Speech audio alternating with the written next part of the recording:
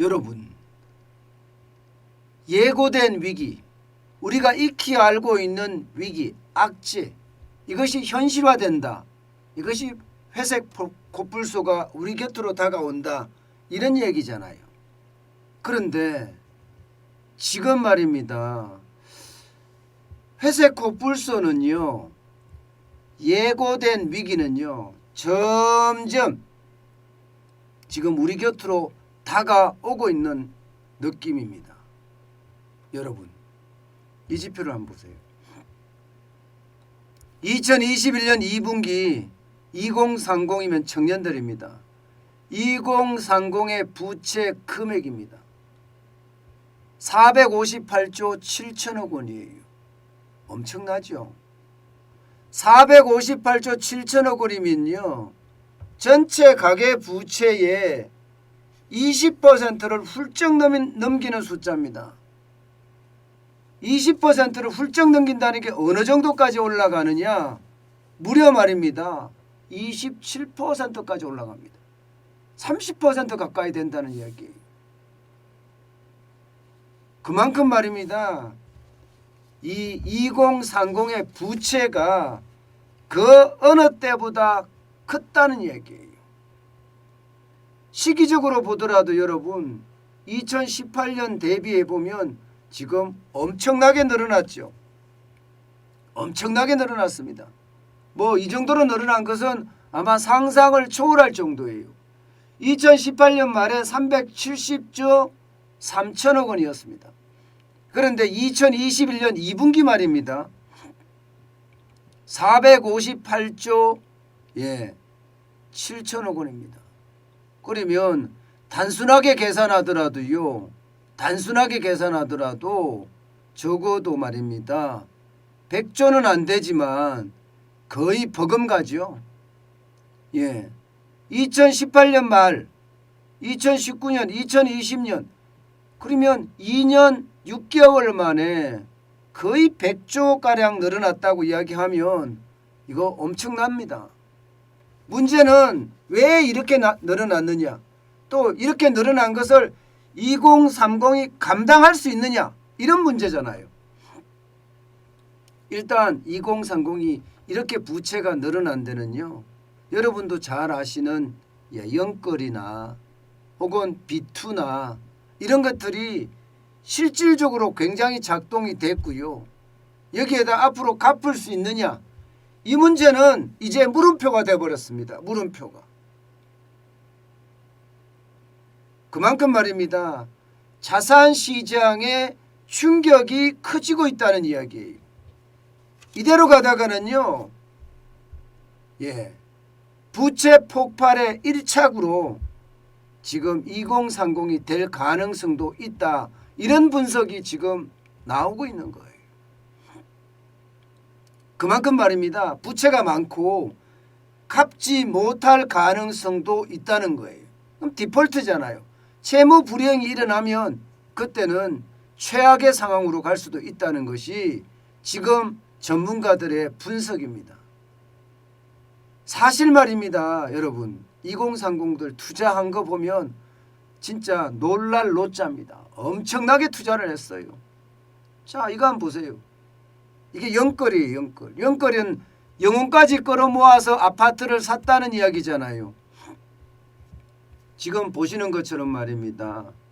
20대 30대 매입 비중을 보면 41.7%입니다. 41.7%. 전국이 31.0%고요.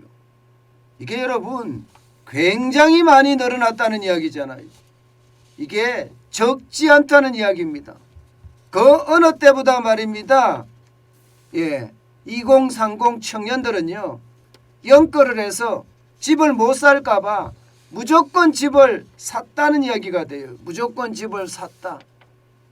서울에는 실제로 신규 아파트를 사는데 41.7%가 2030이라고 이야기하면 이거는 뭐 말 다 했죠. 엄청나게 늘어났잖아요.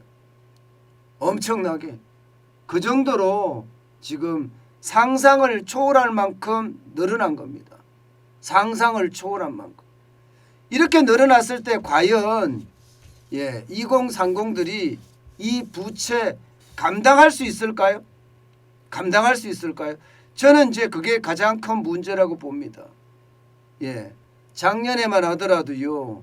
31%까지 올라갔다는 것은 역대 최고 비중입니다. 역대 최고 비중.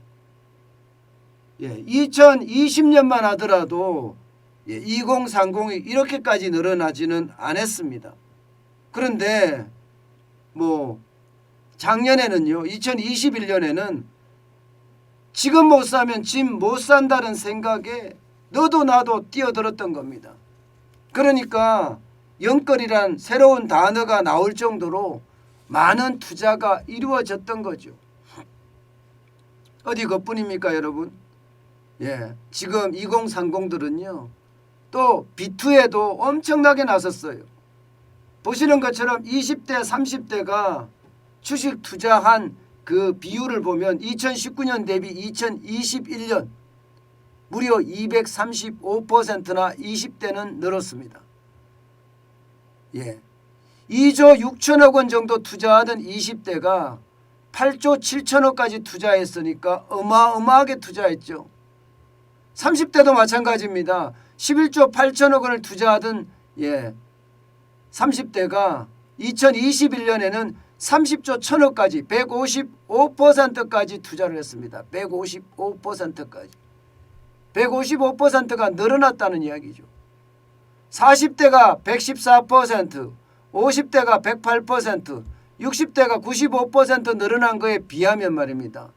20대 30대가 늘어난 것은 그 어느 때보다 크다 이렇게 이야기할 수가 있습니다. 실제 B2로 주식시장에 뛰어드는 규모만 하더라도 39조나 되잖아요. 39조. 엄청난 돈입니다. 20대 30대가 벼락거지를 면한다는 생각으로 너도 나도 이게 들어설 수밖에 없었다는 이야기예요. 그냥 2030만 딱 잘라서 이야기할 때는요. 2년 만에 178%나 늘었어요. 부모 세대인 50대는 108%고 60대는 95%에 비하면 지금 증가율이 178%니까 엄청나게 늘어난 거잖아요. 이것뿐만 아닙니다. 암호화폐 쪽도 마찬가지. 암호화폐 쪽. 암호화폐 쪽은요. 2030의 전유물이라고 이야기할 정도로 그야말로 B2가 굉장히 성행한 분야 중에 하나입니다. 40대, 50대, 60대만 하더라도 암호화폐가 뭔지 모를 때 이들은요.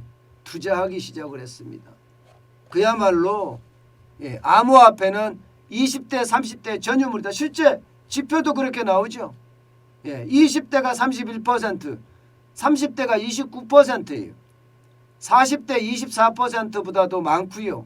50대 12%보다는 월등하게 많습니다. 기타 세력 4%보다는 비교가 안 될 정도로 많아요. 비교가 안 될 정도로. 그만큼 말입니다. 코인 시장에서 대박을 한번 내보겠다면서 시장에 뛰어드는 사람들이 엄청나게 많다는 이야기입니다. 엄청나게 많다. 이렇게 많이 들어가니까 여기에서는 돈을 버는 사람도 있겠지만 시장을 모르고 남이 장에 가니까 그냥 따라갔던 사람들도 많다고 보입니다. 그러니까 부채가 엄청나게 늘어나죠. 여러분, 그러면 이들이 영끌에서 돈 벌었느냐? 주식 투자에서 돈 벌었느냐? 코인 투자에서 돈 벌었느냐? 버는 사람들은 벌었겠지만 대부분이 돈을 벌지 못했습니다. 그래서 오히려 말입니다. 부채가 더 많이 늘어나요.